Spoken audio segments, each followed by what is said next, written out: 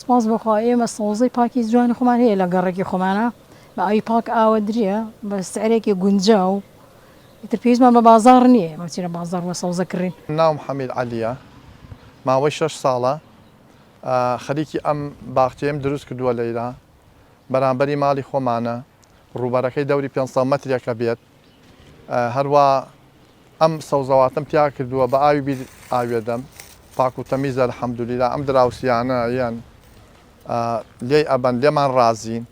ئیتر ئەنواعمان هەیە، کەوەرمان هەیە، کەرەوزمان هەیە، مەعدەنووسە، نەعنایە، جەرجیرە، سڵقە، ئەوانەمان هەیە و دەودە ئەم دار و گوڵوستانەشی بەدەم و ئەنێژین. ئیتر خۆمانمان بەوە مشغوڵ کردووە، الحەمدولیلا شتێکی پاک و تەمیز و جوانم کردووە.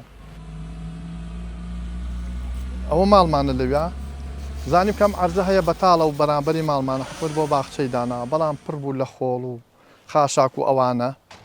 منیش بیرم لەوە کردەوە وتم بۆچی نەیکەم بە سەوزە، هەوڵ لە ئەوەڵ جارۆ ئالوات تۆجێک کەوەر و کەرەوز و ئەوانەم کرد.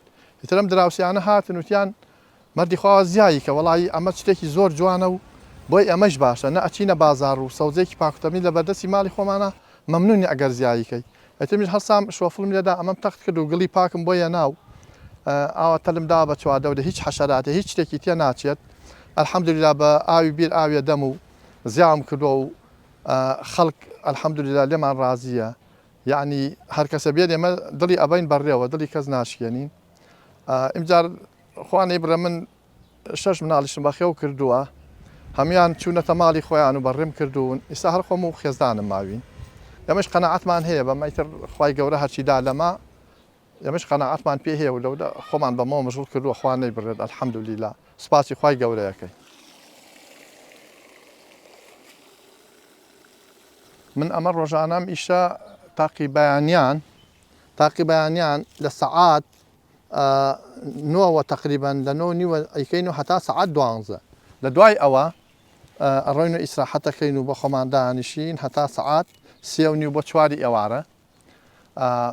ئیتر لە 3:30 بۆ 4 خەریکە بین هەتا تقریبا چارەکە پێش بانگی مەغریب خەریکە بین خەڵک یەت بەڕێیەکەین و منم ئیشە بە تەنیاش بە خۆم ناکردی، ڕاستی خێزانم هاوکارمە لەشی ساق بێت، ئەویش یارمەتی مەدا بۆ ئاودان و بۆ لەگەڵ ما بێ بە پێی مەجال. ئەویش ئیمجار منم ئیشە هەر بۆ خۆم نییە، وەڵڵاهی چەندێم یعنی مەسلحەتی خۆمە.